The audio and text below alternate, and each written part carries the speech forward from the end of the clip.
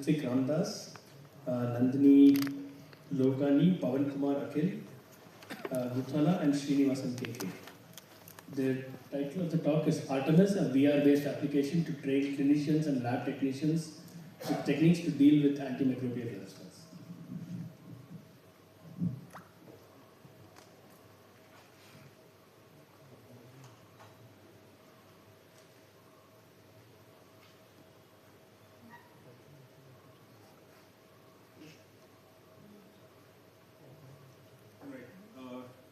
You guys can, am I audible? Yes. Yeah, you can let me know when the timer starts. Ready? Okay. Good morning to one and all. My name is Ritvik Ramdas. So I'm from Optum. I'm a principal UX architect. So today I'm going to introduce you guys to Artemis. Artemis has a very interesting full form. It's called Antimicrobial Resistance Termination Epidemic Mitigation Information Source. It's basically a VR application that will train clinicians to deal with antimicrobial resistance. So this is the overview of the presentation today. We'll look at what is AMR, why we are doing this, what causes AMR, what are some methods of tackling with AMR, and why we chose VR-based training for clinicians. Then we'll look at a VR walkthrough of the app. We'll also look at some of the future work. So antimicrobial resistance or antibiotic resistance, that's something that's more popular. It's estimated that it caused around 1.27 million deaths across the globe. And this was in 2019. And it overall has cost around 5 million people's lives. Main reason is overuse of antibiotics. It starts off at animal farms in places like where you grow chicken, beef, mutton. There's an overuse of antibiotics in all of these areas, and that is the main reason why it develops. Affects all countries equally, all income levels. Just like the COVID virus did not discriminate while infecting someone, it infected everyone equally, rich, poor, middle class. AMR pathogens have the same thing. And this has put a lot of gains of modern medicine at risk. It's causing other comorbidities. The post-viral or post-bacterial conditions is something that is very poorly studied. Long COVID was something that is still, causing a lot of deaths annually. You don't hear about it much in the media because people don't want to talk about it. And one thing is, there are a lot of antibiotics in the pipeline. They're still being experimented upon, so we don't know whether they'll work or not work. And when you do not have new antibiotics, cure to these pathogens becomes very difficult. And it also has a lot of economic costs, causing, the World Bank itself estimates that it can cause up to US $1 trillion in losses by 2050. And by 2030, it could cause a GDP loss. The first one is additional healthcare losses. GDP loss can go up to 3.4 trillion by 2030 itself. That's in another 4 years. Countries, NGOs, World Health Organization should prioritize on methodologies to tackle AMR, but they're not doing that because of other priorities. So what causes AMR? Simple thing, you're overusing antibiotics. We'll look at a couple of images in the future slides, how quick it is for bacteria to develop AMR. This was something that was done in Technion, Israel and Harvard Medical School. So overuse of antibiotics, poor hygiene, and there are other activities. So pathogens spread, bioterrorism is something biowarfare is something that is sort of downgraded or disregarded, but that still remains a cause of AMR. If you spread the pathogen, it will mutate. If it mutates, it will eventually develop AMR, either through use of antibiotics or through other means. The current Gaza war, a lot of Israeli soldiers came in contact with AMR-resistant bacteria because the sewage was already full of them, because of their own doing, by the way, over the years. And many of them ended up losing their lives, despite being given these experimental therapies. A couple of them were flown in from Ireland.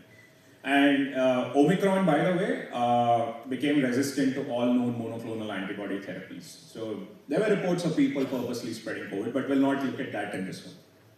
Overprescription of antibiotics during COVID-19 was a major role. A lot of doctors just, it falls under healthcare fraud. Our company is known to detect that and notify the law enforcement. So there was a lot of overprescription of antibiotics during COVID-19, unnecessary ones as well. And it's a disaster waiting for happening in underdeveloped countries or developing countries like India, Brazil, Vietnam, other places, because a lot of our population is at risk. They live in slums, they live at risk zones, which are already a biohazard, but you don't regard a safety really. And because of these overuse of antibiotics, naturally, bacteria, virus, fungi develop AMR, resistance to all known antibiotics. In Bangalore itself, there are reports of Helicobacter pylori developing AMR, and this is a bacteria that starts off with simple acid reflux, goes into GERD, eventually leads to stomach cancer. Imagine getting an AMR resistant strain and you know that your time is limited. The next pandemic could be caused by an AMR strain of bacteria or other microorganisms. It could be a fungus as well. So there was a study by Techion Israel and Harvard Medical School. We look at this. So they created this giant petri dish. They were inspired by this Hollywood movie called Contagion, where they had an animation there. But they decided to try this in real life. So this is the petri dish that we're talking about.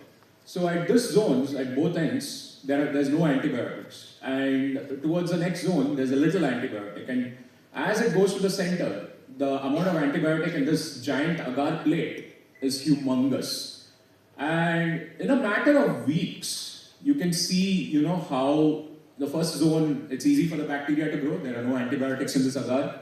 Eventually mutants appear, and by the end of it, you can see it is almost towards the central zone. It is that easy, and this is in a matter of weeks. A strain of pathogen develops antibiotic resistance. And although this is in a lab setting, you can understand how easy it would, develop in the real world. Should scare you. Unfortunately, this was done by Israeli scientists, but their government is not a signatory of the UN Bioweapons Treaty, and there are reports emerging of leaked messages of generals giving orders to spread pathogens, and it has affected their own soldiers as well, who are now facing PTSD, suicide risk. So sort of karma in a way, but they won't accept it. That's the sad part. We, as part of the research, we looked at some data viz on we specifically looked at E. coli, and this was published by the WHO. It's quite alarming in India itself, where 25.6% of the strains are resistant to meropenem and other carbapenem compounds. Initially when you go to a doctor, you're given something like a penicillin, sort of an antibiotic to deal with E. coli. Carbapenem is reserved when it's not being treated by that. And imagine 25% or 26% of the strains are resistant to that. It's a disaster waiting to happen. 59.5% were resistant to sulfonamides and trimethoprim. 86%, this is the primary thing that you're given, is resistant to penicillin. Imagine what will happen to all these poor people who are living in the slums if they are exposed to this sort of a thing. They come to our houses, they sweep our streets, they work in the hotels where sometimes we go and eat. And we'll get exposed to this as well. And like I said earlier, the COVID virus did not discriminate in terms of class. These pathogens won't discriminate as well. They will infect all humans, irrespective of where we are from. And it should scare you, but not many people are worried much about it. And if you have read the recent news reports, Delhi's air is full of AMR bacteria. So if you breathe in the air in Delhi, it's not just the pollution that could kill you. It could be a strain of AMR. And once you get a strain of AMR, therapies that we are about to show you are experimental. It may work or may not work. It's almost like dealing with a certain death situation. And we've got some geniuses who they believe they're doing God's work, but we don't want to talk about it. So these are some interesting databases to show about how these pathogens have developed. And this is just in India. Imagine what's the situation in the world. This is all available publicly in WHO's website. So what we did, this was part of a hackathon submission at Optum, and this was the winning entry in 2024. My team won the hackathon. And why we chose VR was a very simple reason: increased learnability.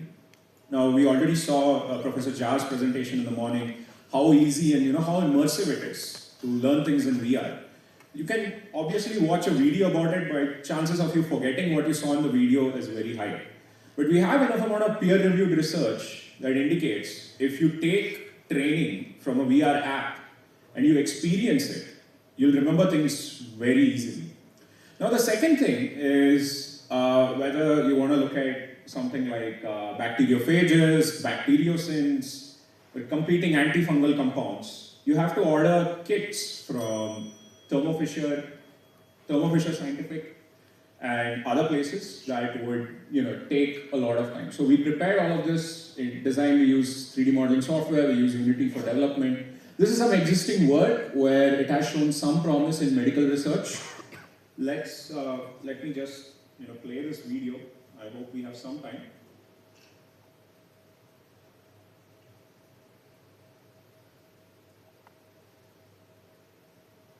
Welcome to Optum Artemis, your one-stop portal to train clinicians and lab technicians on how to handle antimicrobial resistance. Artemis stands for Antimicrobial Resistance Termination and Epidemic Mitigation Strategies. In this portal, you will learn how to deal with a variety of EM or strains of bacteria and fungi. Please click on Next to proceed. Welcome to the Learning Center. In the wall here, you can see there are a number of images. Clicking on one will begin a scenario which has a storyline where a patient develops a disease due to AMR microbes. To complete the scenario, you will have to formulate a cure and heal the patient. Click on the first portrait to begin. So we kept a storyline sort of a format where we talk about a patient, who goes out. In this first case, he's eating some fast food. Sarah is a 35-year-old healthy, active individual working at a software company. One day she decides to go to a fast food joint and orders fried chicken. Unfortunately for Sarah, the chicken was infected with a strain of dangerous bacteria. Sarah develops vomiting, nausea, and bloody stools the next day. She is wheeled into the hospital where she is diagnosed with E. coli infection based on her stool test. What is E. coli? E. coli, short for Escherichia coli, is a strain of bacteria that causes food poisoning. While those strains are harmless, the Shiga toxin-producing E. coli staph causes severe disease. Source WHO. Amoxicillin clavulanate is used to treat Just give me a second, I'm trying to skip. E. coli and other bacterial infection. So we walked through simple scenario where now they have to go to a lab. They first try out various antibiotics, it doesn't work. They go to a lab, they prepare a phage cocktail. I have a VR glass with me so you guys can test it out post this session. If you're interested, I can give you a demo. But the idea was a very simple one. We teach clinicians to tackle this, and we are already talking to a nursing school to test the solution. And we want to expand the solution because the first thing is, we are just teaching them simple things. If you encounter a strain of E. coli, which are the phage banks that you can go to, what sort of phages you need to order for E. coli, and how do you prepare a phage cocktail. It's a very informative thing. We want to do something a little more informative where we teach them how to isolate phages or discover phages in nature in the next step, along with a usability test for this app. So yeah, thanks. Questions? Any other feedback? Thank you, Ritwik. If we have time for maybe one or two quick questions from the audience. I think there's a mic that will pass now. Manish.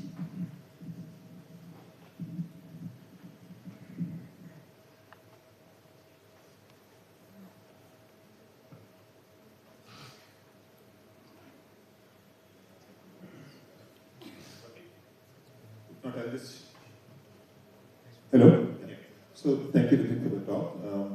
I think being at a research conference, I would expect some results in terms of evaluation as well. So if you have already started some work in that direction, shed some light on how effective is VR as a teaching tool for medical professionals in this case. I think that would be something interesting to see. So do they actually have time for this?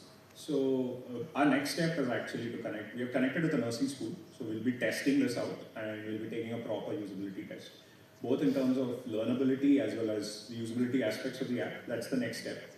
And we want to expand on this because currently we are just telling them, hey, these are phages, how do you, these are phage banks, what sort of phages you need to order for it. Or if it's a bacteriocin, we show a case of Clostridium in this, I can send you the video. How do you prepare bacteriocin for this, how do you test it out? So it's still an informative sort of a thing. We want it to become something like, if there's a strain where there are no phages, how do you take stuff from the sewage and isolate phages? So that's the next step. But we want to do that and get a usability test done. We're talking with a nursing school. That's the next step. Because of work and other, I work actively in other projects. We didn't find much time, but we decided to publish it anyway and then see the results. Any other questions? There's one. One over there.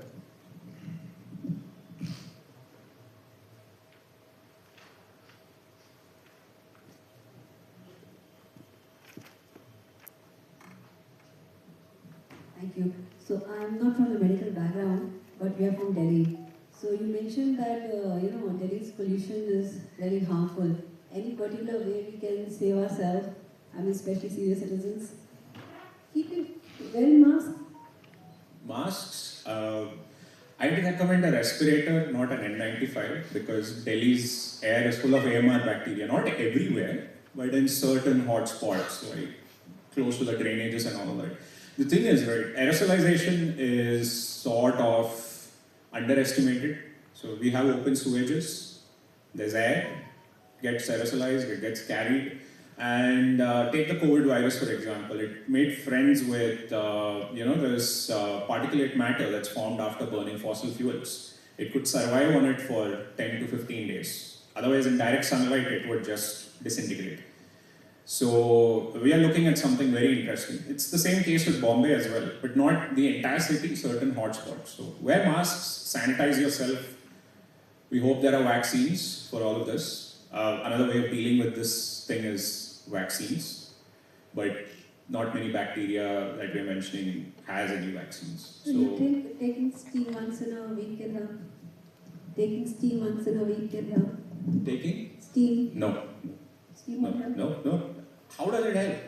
Maybe it will clear your chest condition, but it's not going to clear your cold. Steam, it'll just remove the phlegm and you'll get some endorphins. You'll think you're becoming good, but it's not recommended. There's this clinician named Dr. Ebisiriak Phillips. He's called the liver doctor. He debunks all of these sort of things online. Do follow his channel. He has debunked this thing, steam. Steam gives you like temporary relief. It's not something that cures you from a cold or something like that. Vitamins, overdoing it can damage your liver. Again, I work for a medical company, but I'm not a medical expert. I'm repeating stuff which doctors have told me. Please listen to doctors at the end of the day. That's it. Okay, thank you so much. Let's thank Ritwik for an interesting talk. And I'll go ahead and invite our second speaker. Is the second speaker here? Raju, MBA Raju.